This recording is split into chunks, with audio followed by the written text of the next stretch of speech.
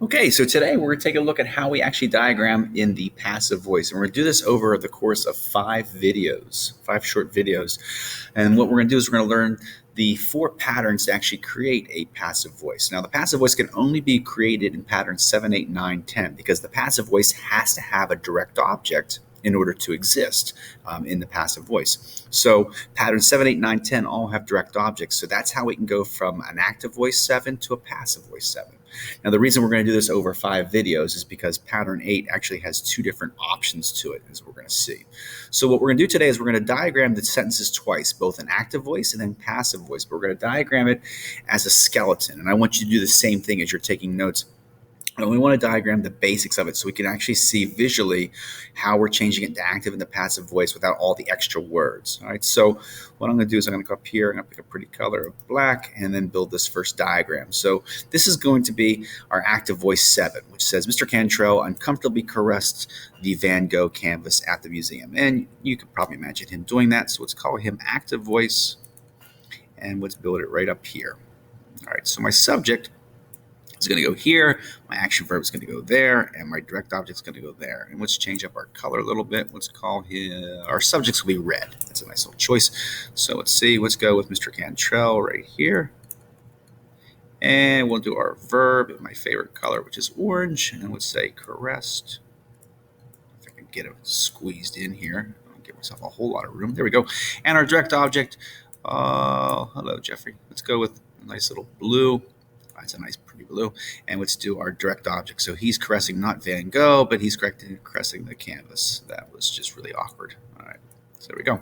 So now we're going to change this into passive voice. So when I change it into passive voice, and if this is confusing to you to get me into the second sentence, then you need to go back to the video from Friday and review those notes on how we actually change it from active to passive voice. But let's take this sentence and say, how do I get this into the passive voice? Now, we can take the already written sentence here. We can also diagram it from active to passive voice and then rebuild the sentence. So I'll show you what I mean by that. So let's simply take the passive voice down here and show how the diagram helps us build the passive voice sentence. So here we go.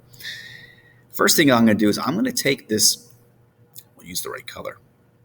I'm going to take my object. My direct object's always going to slide down and turn into my subject. So canvas is going to go here now. Pow.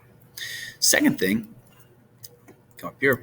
I'm going to use red. My subject's always going to turn into a prep phrase. So I better go. Sorry, everyone. I'll get better at this, I promise. Come down here. My prep phrase is always going to go underneath the verb.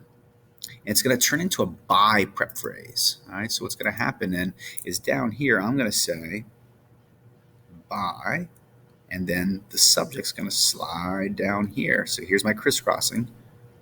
I wrote canvas. What is wrong with me? Let's undo that. There we go. All right. So let's try this again. By Mr. Cantrell. And so now he has slid down here.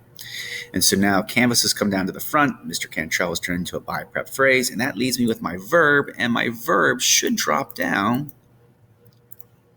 But I should also increase it by 1. So as my verb drops down, I should increase it by 1. So let's call this was caressed. If that's confusing to you, go back and review your notes. But the passive voice of caressed is was caressed. I'm always going to increase it by 1 verb.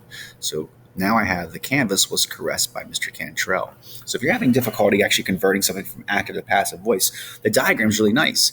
And so now if I come over here, I can see, oh yeah, you're right. It's the Van Gogh canvas at the museum was uncomfortably caressed by Mr. Cantrell. And that's what you've done here. The canvas was caressed by Mr. Cantrell. This is a passive 7. All right. So in an active 7, we have a direct object here. In the passive 7, the direct object is now the subject.